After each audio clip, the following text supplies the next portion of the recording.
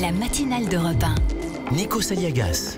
Et les 7h11, souriez, c'est l'édito éco avec Région Job. Des milliers d'entreprises recrutent près de chez vous. Retrouvez-les sur regionjob.com. Et l'édito éco, c'est avec Nicolas Barré-Nikos. Nicolas Barré, le directeur de la rédaction du journal Les Échos.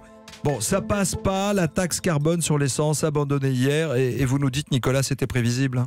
Oui, il y avait plusieurs bonnes raisons d'y renoncer. Évidemment, la première, c'est que c'était devenu le verrou qui risquait de bloquer tout le reste, c'est-à-dire la politique de réforme engagée par le président de la République. Politique dite de l'offre, qui consiste à redresser la compétitivité française, mais qui a un inconvénient politique majeur. Elle réclame beaucoup de temps quand on change les règles de formation professionnelle, par exemple, quand on réforme le droit du travail, quand on remet la priorité sur les savoirs fondamentaux à l'école, quand on revoit la fiscalité du capital pour stopper l'hémorragie. Eh bien, on actionne à chaque fois des leviers très puissants qui forgent la compétitivité d'une économie, mais ce sont des leviers de long terme. Ce qui se joue dans cette crise des gilets jaunes, au fond, c'est la capacité de l'exécutif à poursuivre cette politique de l'offre qui met du temps à produire des résultats et qui ne doit surtout pas s'arrêter au bout de 18 mois, encore moins revenir en arrière.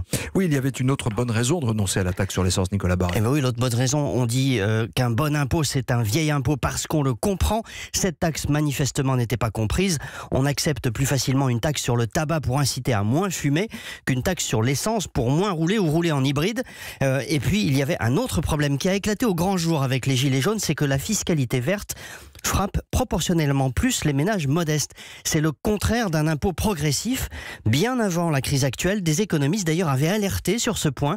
L'été dernier, l'Institut des politiques publiques avait calculé que la taxe carbone rapportée aux dépenses de consommation frappait 3 fois plus les ménages modestes par rapport aux ménages aisés. Il y avait là un signal d'alerte qui aurait dû clignoter en rouge ou en jaune sur les écrans du gouvernement. On connaît la suite de l'histoire.